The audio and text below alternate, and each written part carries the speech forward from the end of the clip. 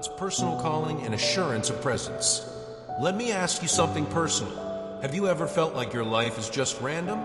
Like you were thrown into this world without a clear reason, just surviving, not really living? If you've ever felt that way, you're not alone. But what if I told you that you were chosen? Not accidentally, not by chance, not by mistake, but deliberately on purpose. God handpicked you for something greater than the routine, the hustle, or the pain. There is a mission with your name written on it, something only you can do. And it's not because you're perfect, it's because you're called. You see, from the very beginning, before your first breath, before anyone even knew your name, God knew you. He didn't just know of you, He loved you. You were already in His heart long before you ever opened your eyes.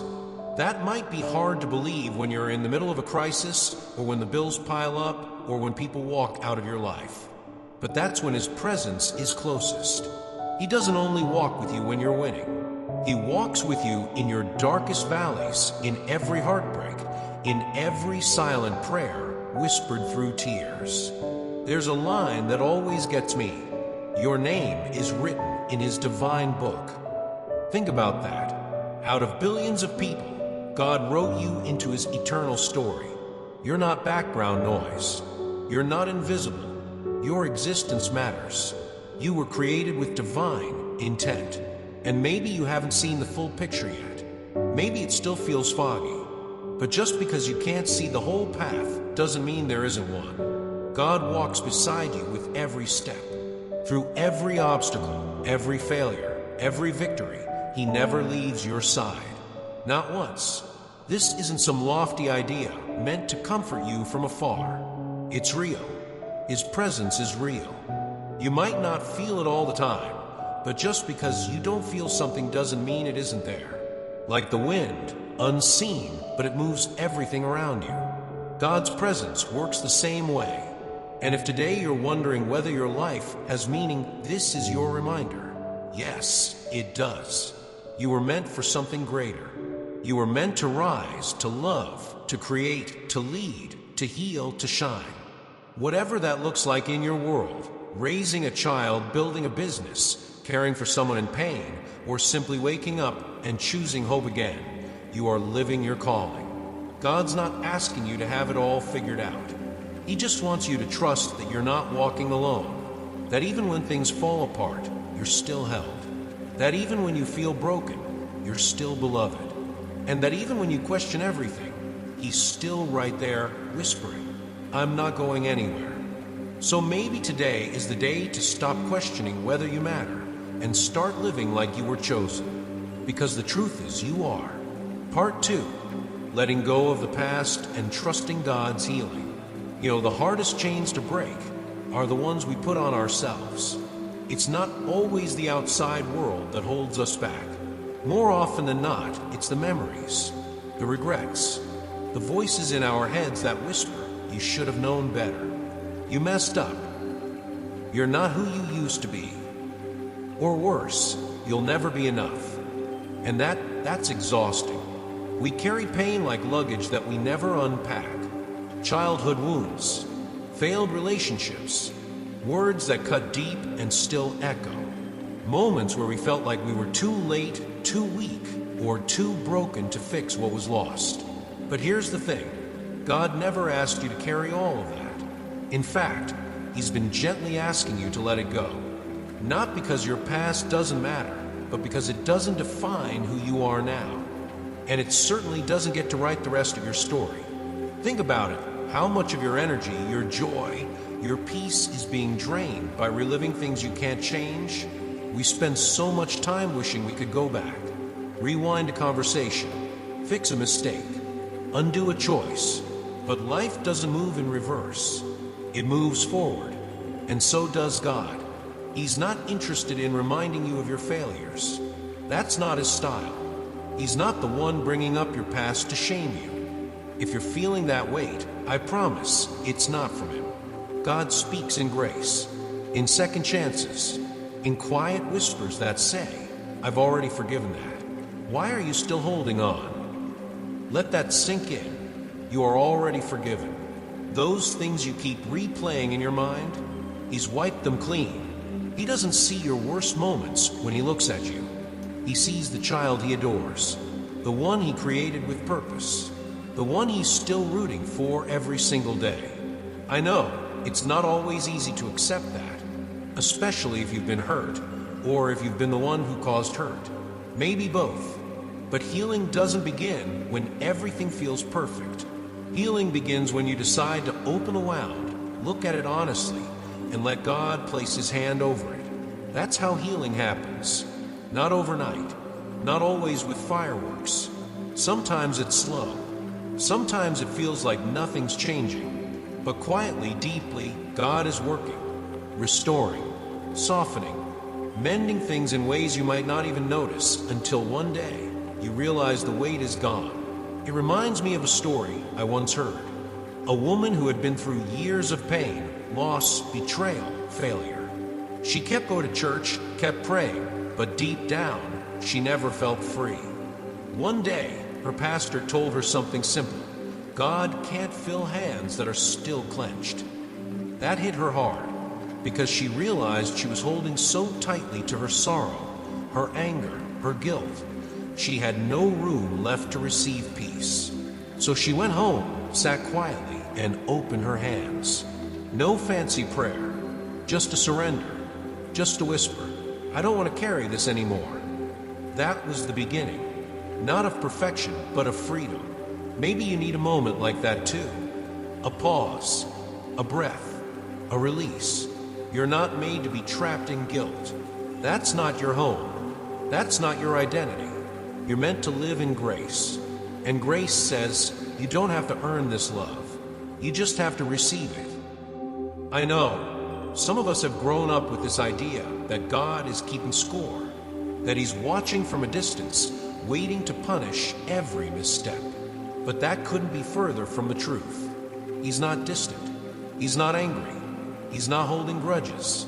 He's holding out his arms.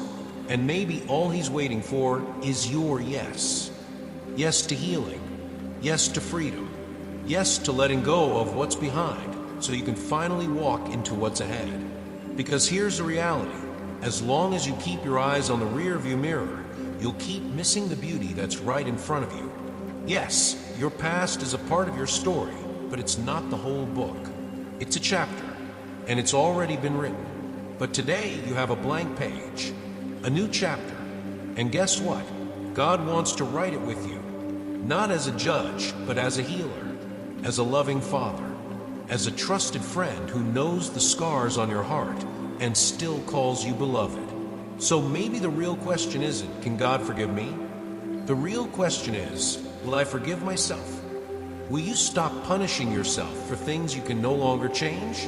Will you stop replaying scenes that only make you feel small? Will you finally say, I'm not who I was, but I am still worthy of love? Because you are. Right now. Not when you fix everything. Not when you prove yourself. Right here in the middle of the mess, you are still deeply loved. And if you feel like you've wasted too much time, let me remind you, God can redeem everything. Even lost years. Even missed opportunities. Even the seasons you spent running from him. He's not limited by time. He's not shocked by your detours. In fact, he's already ahead of you, preparing beauty from ashes.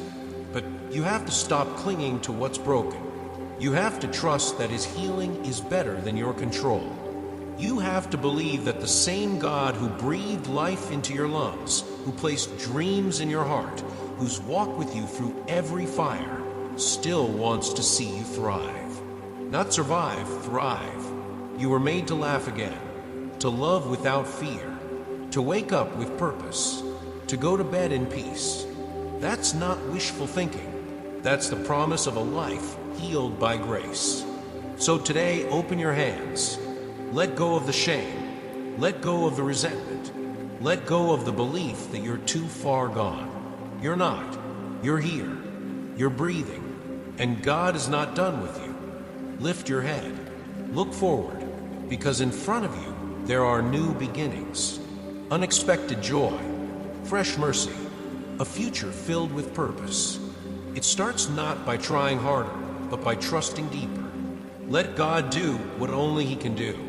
Heal what you thought would never heal. Restore what you thought was lost forever. Rewrite the story you thought was already over. Because with Him, it's never too late. Part 3. Breaking free from toxic environments. There comes a moment in every life where we have to make a decision that feels terrifying. It's not the kind of decision you make in one dramatic, movie-worthy moment. It usually starts quietly. A slow ache in your soul. A tug at your spirit that says, this isn't right. I don't belong here anymore. And yet we stay. We stay in friendships that drain us. Relationships that belittle us. Jobs that crush our worth. Communities that judge us. We tell ourselves it's not that bad. We normalize the disrespect. We justify the pain. We downplay the weight we're carrying. But deep down, we know we were not created to live like this. God never designed us to live in fear or guilt or constant emotional exhaustion. He never wanted us to confuse survival with peace. And yet, so many of us settle for a version of life that keeps us locked in a cycle of suffering. Why? Because leaving is hard. Because walking away from what's familiar, even if it's unhealthy, feels like standing on the edge of a cliff with no safety net in sight. It takes more than strength. It takes faith. And this is where God steps in, not just as a comforter, but as a liberator. He doesn't just say, I love you. He also says, get out of there. When something is crushing your soul, stifling your voice, or making you feel less than the person He created, you need to know you are allowed to leave. Not every place you've been planted was meant to last forever. Not every person in your life is meant to go with you where you're going next. Sometimes the most sacred act of faith is walking away. Not in anger, not in bitterness, but in truth, in obedience, in quiet courage. Let me say this clearly. If someone constantly manipulates you, shames you, uses God's name to control you, or makes you feel small, that is not holy. That is not love. That is not where you are called to stay. Because the Spirit of God never leads you into bondage. He leads you into freedom. And if the voice in your head says, but what if I'm being too sensitive? Or maybe I just need to be more patient. Or God hates divorce, so I have to endure this. Stop. Pause. Breathe. This isn't about permission to run from discomfort. Growth is uncomfortable. Commitment is hard. But pain without purpose, that's not growth. That's oppression. And God didn't rescue you from sin just to watch you rot in silence under someone else's control. You were made in His image. You were bought with His blood. You are worthy of respect, dignity, love, and peace. You don't need to wait for someone to approve your exit. God already whispered the truth in your heart. Maybe not audibly, maybe not in lightning bolts, but you felt it. The knot in your stomach, the sleepless nights, the tears that come for no reason. That's not drama. That's discernment. God isn't a God of confusion. He won't leave you guessing forever. If He's been nudging you, through signs, through wise counsel, through that growing unrest, it's time to listen. And if you're a parent, the stakes are even higher. Because your freedom impacts your children's future. What you accept, they may inherit. What you tolerate in silence, they may normalize. Breaking the cycle isn't just about you. It's a gift to the next generation. I know it's scary, but I want to remind you, you are not alone. The same God who walked the Israelites out of slavery didn't just open the sea. He closed it behind them. He didn't let them go back to Egypt. Because sometimes freedom means you have to burn the bridge that leads back to your prison. And trust me, I get it. We all fear the unknown. We all want security. We want answers before we take the first step. But faith doesn't work that way. God often asks you to move before you see where the path will lead. But here's the good news. He never calls you out of something unless He's prepared something better. And by better, I don't always mean easier. Sometimes it's lonelier at first. Sometimes it feels quiet, even empty. But better doesn't mean instant comfort. It means deeper peace. real clarity, space to breathe, to be, to heal, to rebuild. That kind of better is worth everything. Let me tell you this too. Walking away doesn't mean you failed. It means you finally listened to God's voice over the noise of fear. It means you trusted Him enough to say, I will not let this situation define me any longer. And if anyone says you're selfish for choosing your sanity, remind yourself, it is not selfish to want peace. It is not wrong to seek safety. It is not unholy to value your life and emotional well-being. You are not abandoning faith. You are answering it. And what about forgiveness? That's the question that always comes up, isn't it? Forgiveness doesn't always mean reconciliation. Sometimes forgiveness is choosing to walk away without hate in your heart, to bless someone from afar, to stop drinking the poison of resentment, but still locking the door to your peace. God doesn't demand you stay in places that are killing your spirit just to prove you're merciful. He says, protect your heart, for from it flows the wellspring of life. And sometimes protecting your heart means walking away from what's hurting it. If you're still unsure, ask yourself this. Am I growing in this environment? Or am I shrinking to survive it? Because anything that constantly makes you feel less than the child of God that you are, it's not your destiny. It's your detour. You deserve friendships where you don't have to shrink yourself to be accepted. You deserve love that doesn't come with fear or manipulation. You deserve workplaces where your integrity isn't compromised for a paycheck. You deserve churches and faith communities that teach love, not fear, not shame, not spiritual control.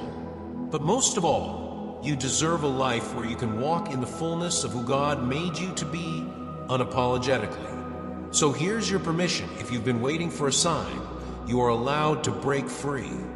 And if you've already walked away but feel guilty, take this as your affirmation. You did the right thing. There is no healing in staying where you're being harmed. God's heart is for your wholeness. And sometimes that begins the moment you say no more. No more to the lies that say you're too broken. No more to the voices that twist God's words to keep you silent. No more to the cycles of chaos that pretend to be love. You are not weak for leaving. You are brave for believing that you were made for more. And here's what I know for sure. Once you step into freedom, God meets you there. He brings new people, new peace, new clarity. He restores what was lost. He heals what was broken. And He does it in a way only He can, quietly, faithfully, miraculously. So breathe deeply, lift your head, and take that step. Because freedom is not just something God offers you, it's something He fights for you to have. Now it's your turn to fight for it, too. Part 4, Embracing Your Divine Identity and Calling. You may not realize this yet, but the world has been trying to convince you to forget who you are. From the moment we start to grow, we're bombarded with labels. Some are spoken out loud. Others are whispered through actions and silence. Too emotional. Not smart enough. Too much. Not enough. We wear those words like invisible name tags until one day we forget who we were before the world tried to tell us who to be.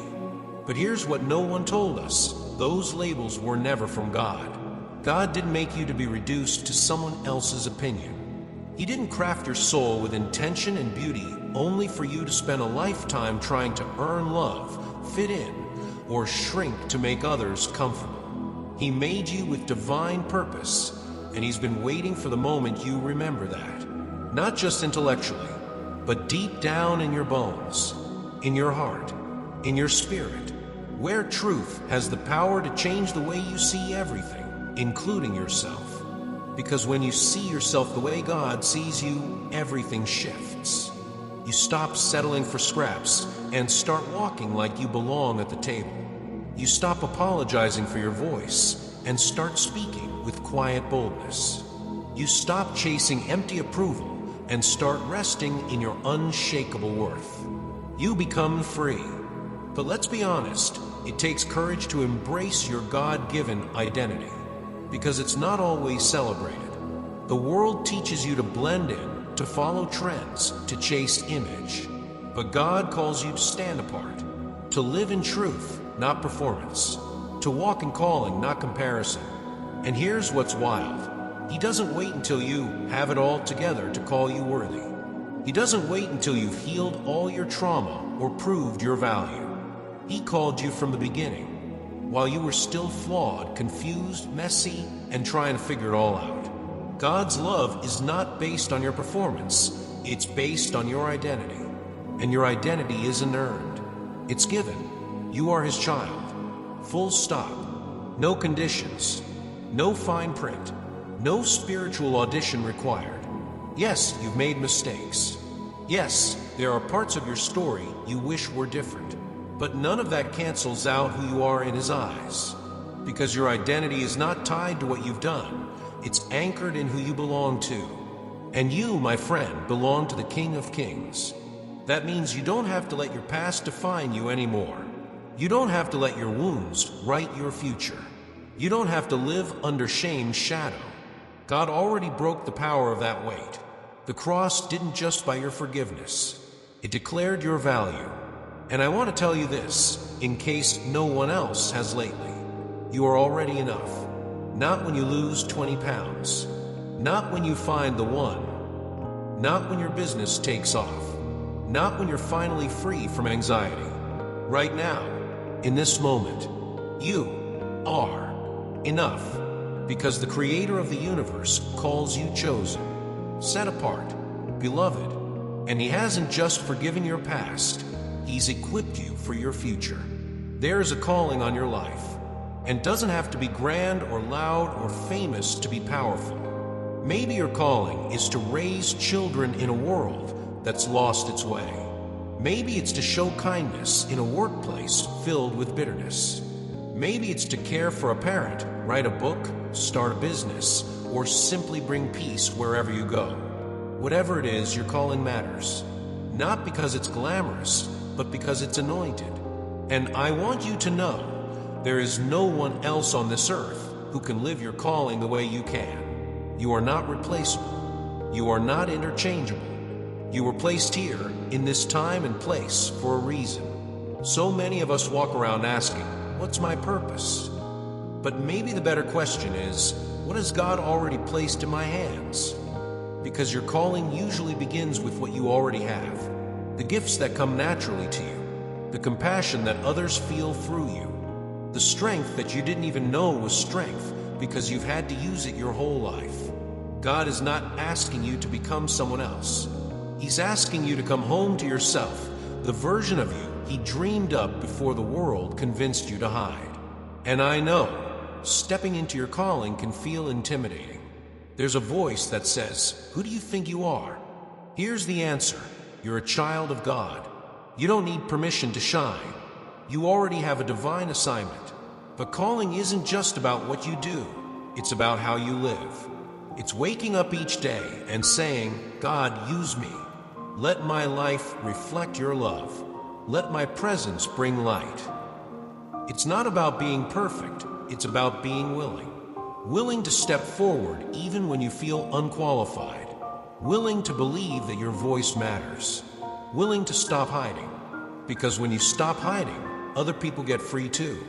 Your courage becomes someone else's permission.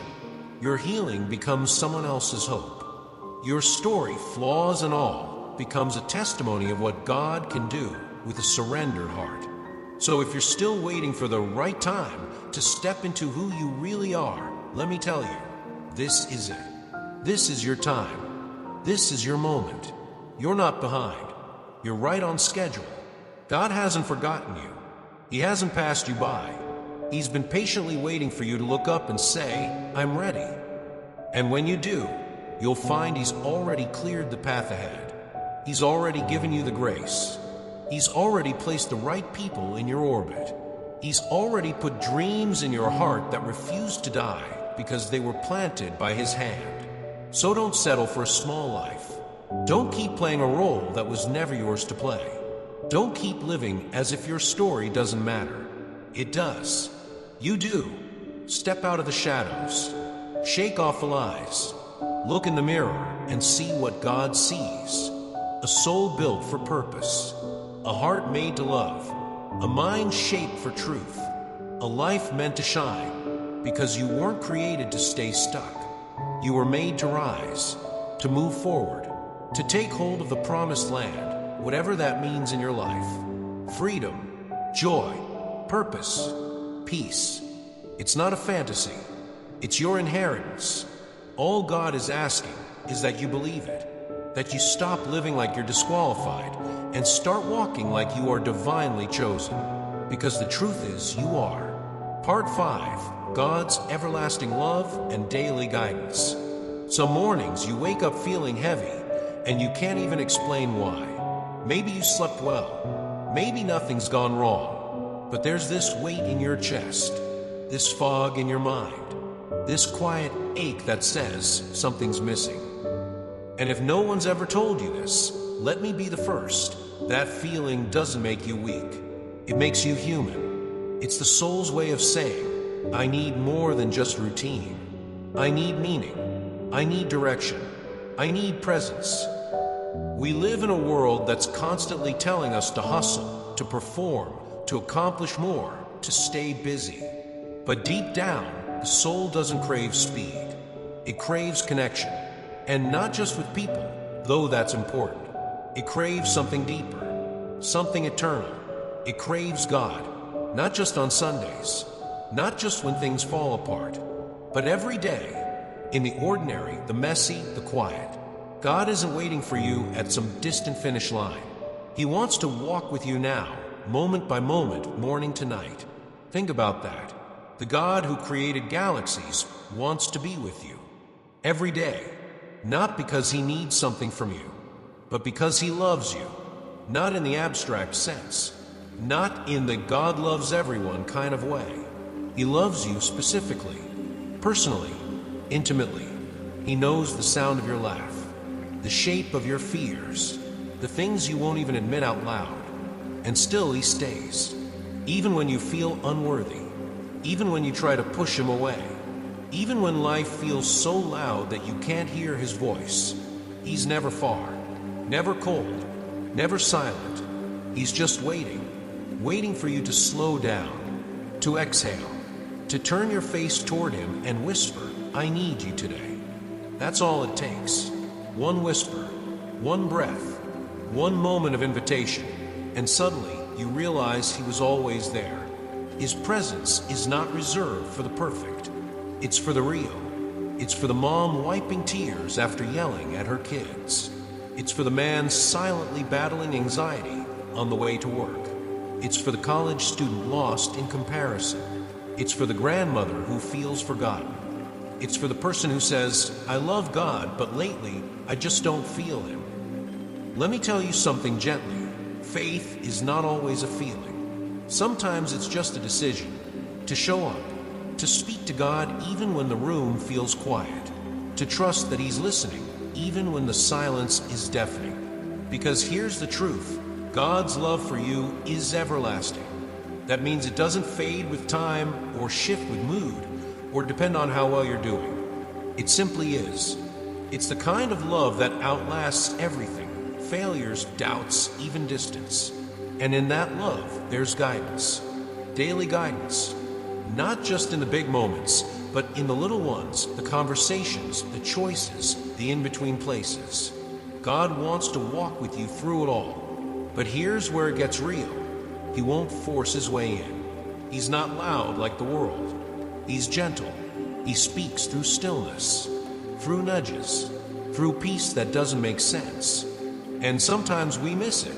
Not because he's not speaking, but because we're too distracted to notice. How often do we start our days scrolling instead of praying? How often do we ask Google before we ask God?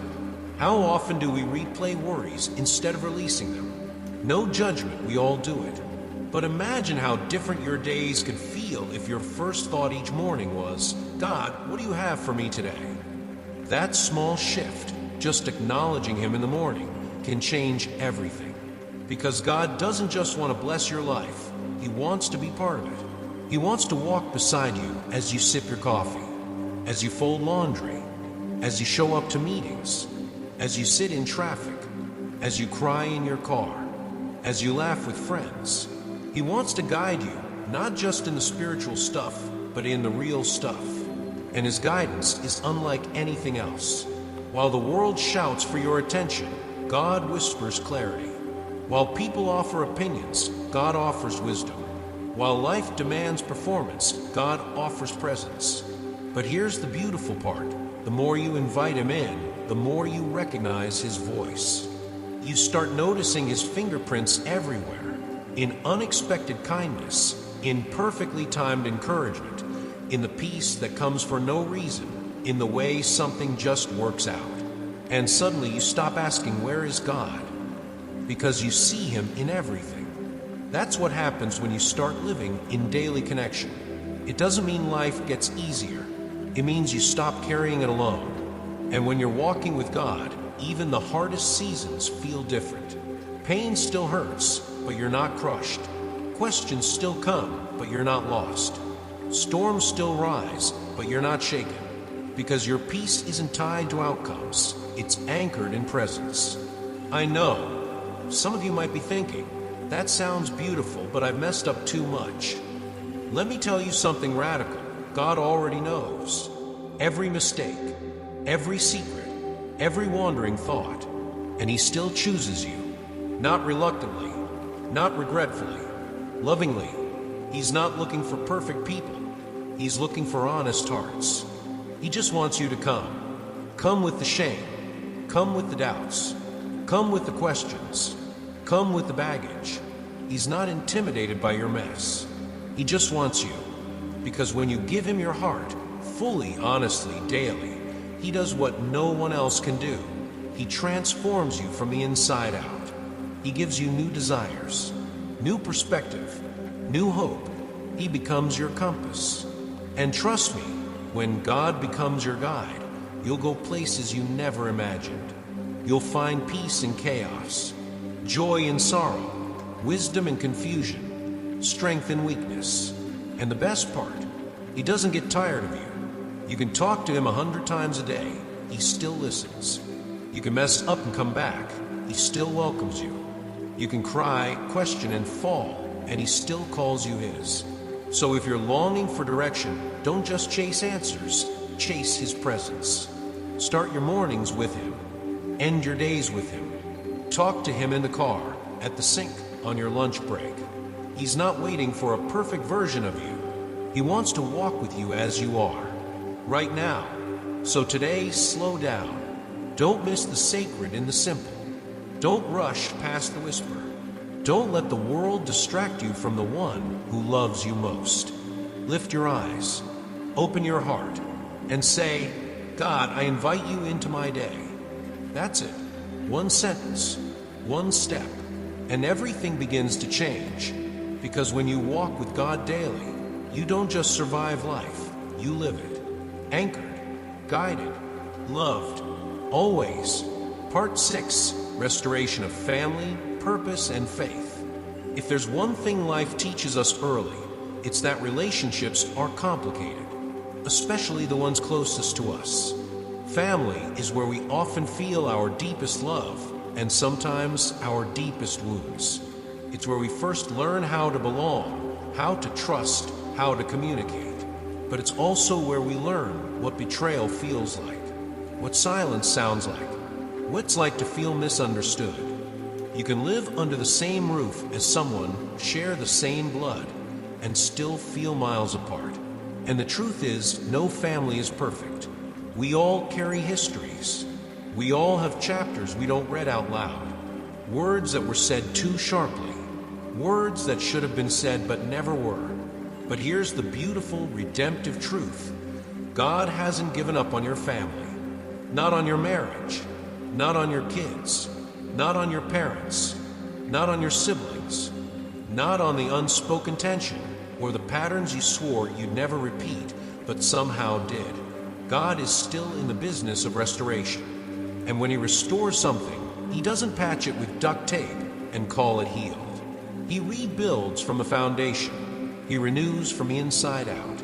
He breathes life into places that feel long gone. But here's the part we don't always like. He usually starts with us. It's easy to pray, God change them, help them see what they're doing wrong. But most of the time, God is gently saying, let's start with your heart. That's not blame. That's invitation. An invitation to grow in love, to shift your posture, to trade resentment for compassion, defensiveness for understanding, reactivity for calm. Because restoration doesn't begin with control. It begins with surrender. It begins when you stop trying to fix everyone and start asking God, what can you fix in me? Maybe it's the harsh tone you didn't realize had become your default. Maybe it's the passive silence you used to avoid confrontation. Maybe it's the judgment hiding under the surface of every correction. Maybe it's the pain you haven't truly named, much less grieved. Whatever it is, God already sees it, and He's not judging you for it. He's just asking, can I heal that? Because the truth is, when one person and family gets free, it changes everything.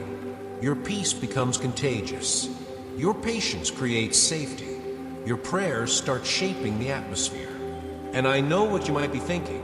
What if I'm the only one trying? Maybe you've apologized. Maybe you've initiated. Maybe you've forgiven over and over and nothing changes. And it hurts. Of course it does. But don't underestimate the power of your faithfulness. God sees what others don't. He sees the tears you cry behind closed doors, the courage it takes to love again after disappointment, the effort you put in that no one thanks you for. And He's not ignoring it.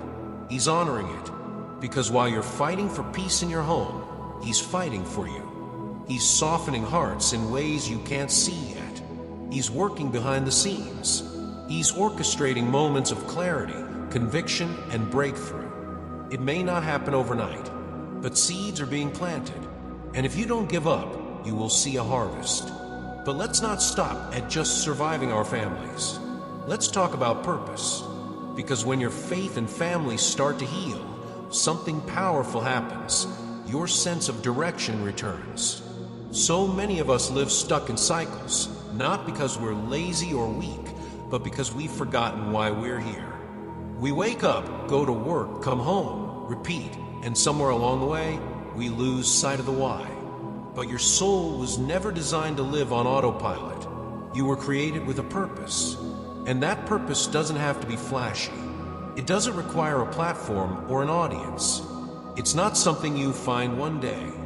It's something you live, moment by moment, choice by choice, act of love by act of love. Sometimes your purpose is raising kids with integrity in a world that values image over substance.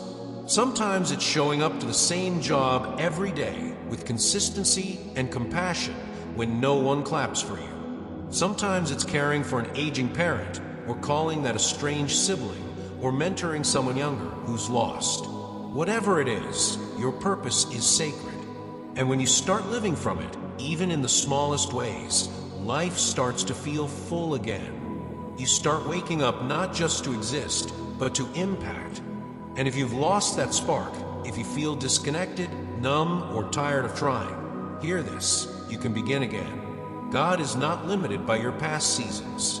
Maybe you walked away from your faith for a while. Maybe you burned out on religion. Maybe you've been running on empty and showing up out of routine. It's okay.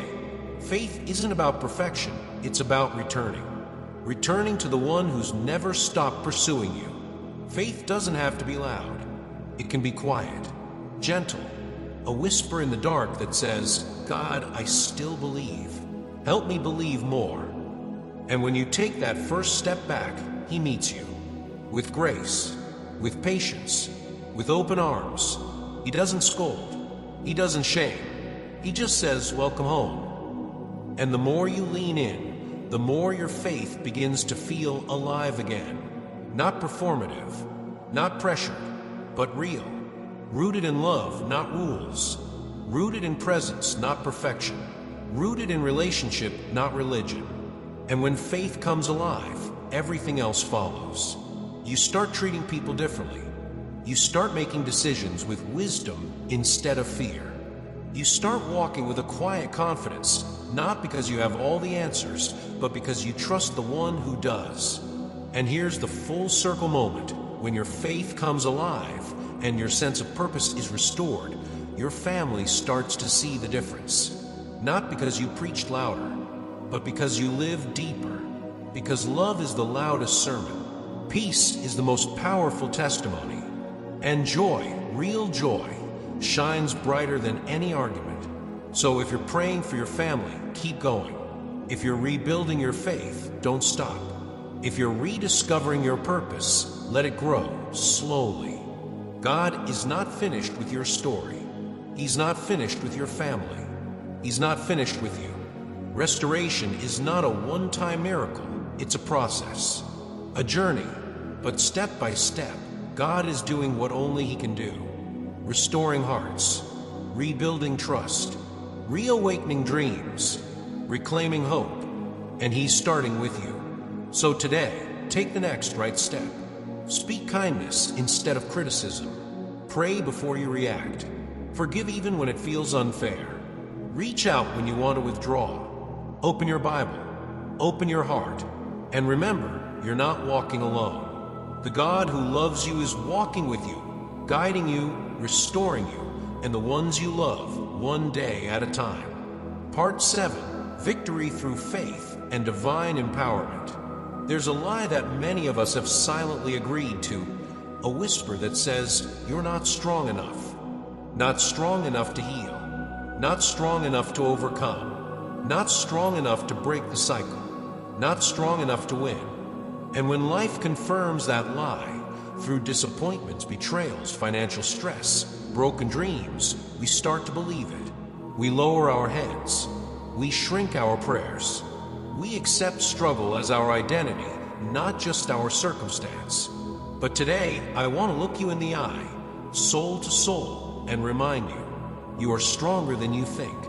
And not because of your own willpower or resilience, though those things are valuable, but because of who lives inside you. When you said yes to God, when you invited Him into your heart, His power moved in. Let that sink in. The same God who spoke galaxies into being, who split seas in two, who shut the mouths of lions, that God lives in you. That means no matter how many battles you face, you are never unarmed. You are never powerless. You are never alone. You carry the Spirit of the living God, and that changes everything. It means you can walk through the fire and not be consumed. It means you can face the storm and not be shaken. It means you can stand up to your fear and say, not today. I know who I belong to. That's the power of divine empowerment. It's not loud. It's not showy. It's quiet, unshakable authority that rises inside you even when everything around you is falling apart. But here's the truth. Victory doesn't always look like the movies. Sometimes it looks like waking up and choosing peace when everything in your life says panic.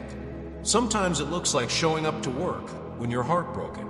Sometimes it looks like forgiving someone who doesn't even say sorry. Sometimes it's just breathing when anxiety wants to suffocate you. Victory isn't always a big moment. Sometimes it's the quiet decision to keep going when you could have given up. That's faith. And faith, real faith, isn't about pretending to be okay all the time. It's about believing that God is still good, even when life doesn't feel that way. It's standing on a battlefield, tears in your eyes, hands trembling, and saying, I still trust you, Lord. And here's the miracle. When you do that, heaven moves. God never ignores a heart that chooses faith over fear. He shows up. He fights with you. He strengthens you. He covers you. Because your victory is not your responsibility alone. It's God's promise. And God is not a man that He should lie. If He says you are more than a conqueror, you are. If He says no weapon formed against you shall prosper, it won't. If He says He's with you, He is. But to walk in that victory, you have to stop looking at your circumstances and start looking at Him. Because the battle isn't always won in the external world. It's won in the mind first. That's why Scripture says, be transformed by the renewing of your mind. Because when your thoughts change, your choices change. When your choices change, your habits change.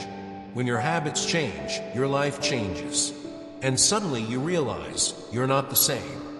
You're not reacting the way you used to. You're not stuck in the same old cycles. You're not falling for the same lies. You've grown. You've strengthened. You've been empowered. And here's what's powerful. Faith is like a muscle. The more you use it, the stronger it gets. Every time you trust God instead of fear, your faith grows. Every time you choose gratitude instead of complaining, your spirit expands. Every time you speak truth over yourself instead of defeat, your authority multiplies. Until one day, you realize you don't panic like you used to. You don't question your worth like before. You don't break at the first sign of trouble. You're rooted, anchored, grounded, not because life got easier, but because you got stronger. And that strength didn't come from you striving harder. It came from you abiding deeper. That's what divine empowerment is. Not self-help, not positive thinking, not motivational hype. It's spiritual truth made real in everyday life. And when you live from that place, you become unstoppable, not because of pride, but because of peace. Because you know who holds your future. You know who fights your battles. You know who defines your identity. And nothing can take that away from you. Not people, not past mistakes, not financial stress, not sickness, not fear, not even death. You are anchored in something eternal. And when that becomes real to you, not just in your head, but in your heart, everything shifts. Your prayers get bolder. Your steps get lighter. Your joy gets deeper. Because you realize this battle won't break me. It's building me. Every trial is producing perseverance.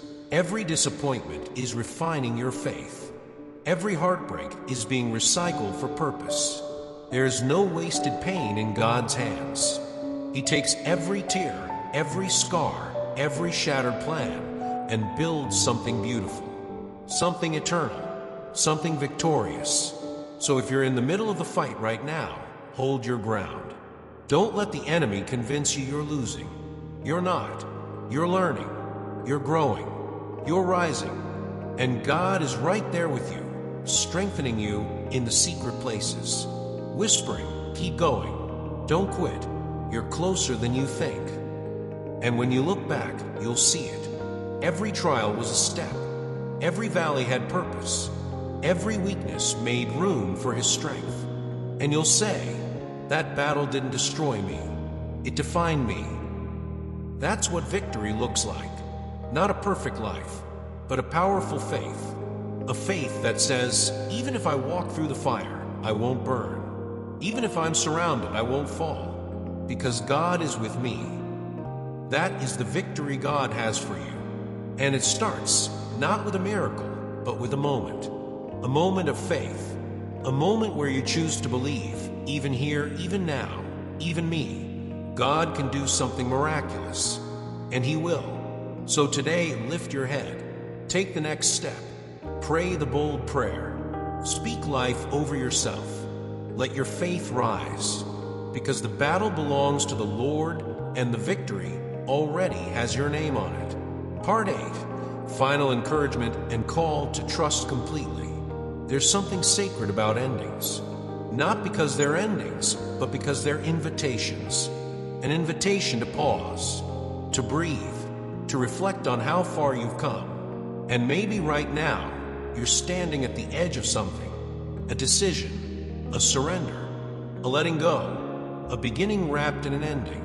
And perhaps the loudest question in your heart is this: can I really trust God with everything? Not just the polished parts, not just Sunday mornings, not just the prayers before dinner, but the real stuff. The fear that keeps you awake. The marriage that feels like it's unraveling. The dream you stopped talking about. The addiction you thought would be gone by now. The shame you still carry like a second skin. Can you trust Him with that? The honest answer? Yes, you can. In fact, you must. Because real faith was never meant to be a backup plan. It was always meant to be the foundation. A deep, unwavering, childlike belief that says, even if I don't understand the process, I trust the one who holds the plan. That kind of trust doesn't come from a place of ease. It's born in the fire. It's formed in the wrestling. It's carved out in moments when your hands are empty and your heart is breaking, and still, you choose to lift your eyes and say, I believe. Not because life has proven it yet, but because God has. He has a track record that never fails. Every time you thought you wouldn't make it, but somehow did, that was Him. Every provision that came at the last minute, Him. Every person who showed up when you needed it most, also Him. And maybe you forgot, but He never left. He's still the same God.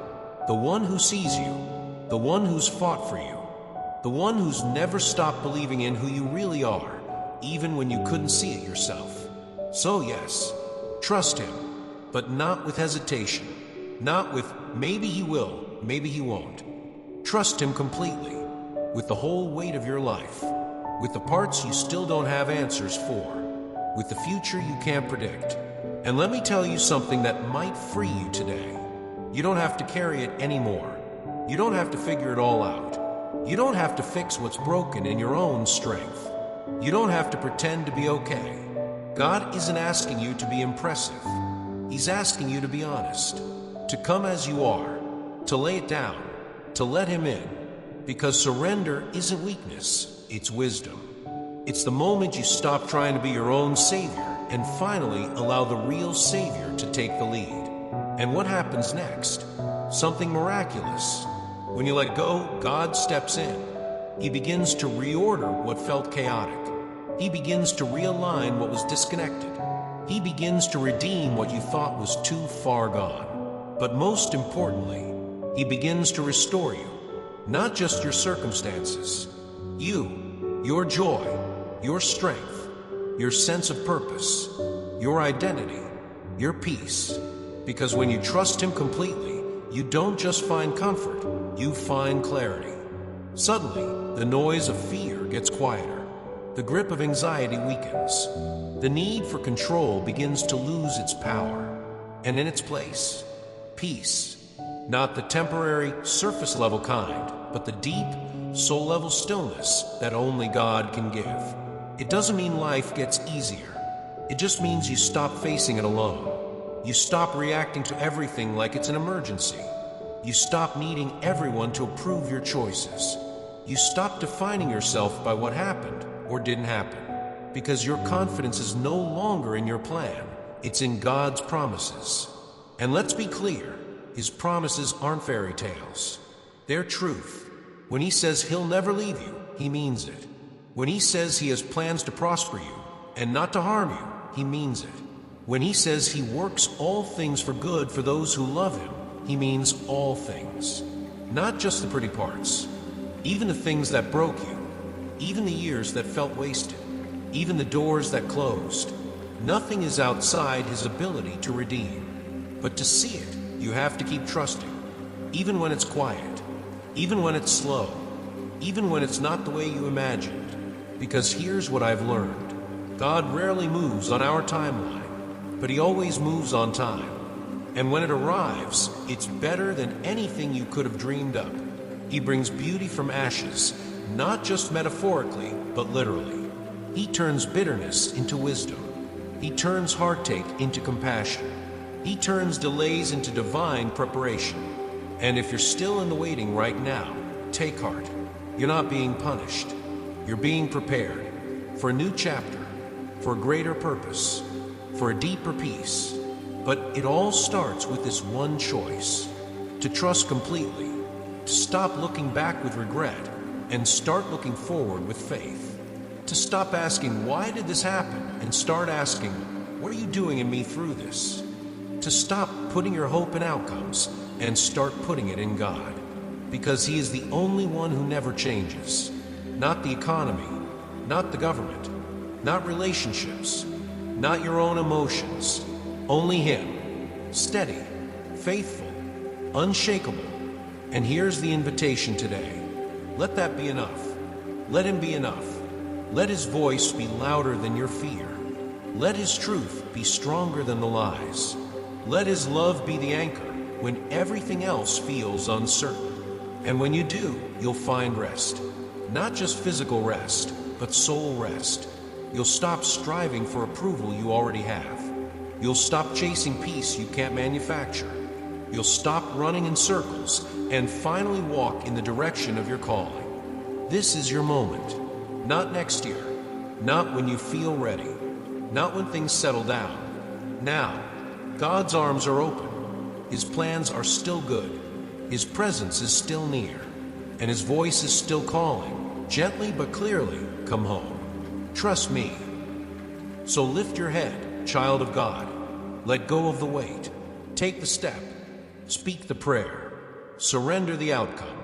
And walk forward, fully known, fully loved, and completely held. Because the victory is already yours. And the one who holds it, he's holding you too. Always.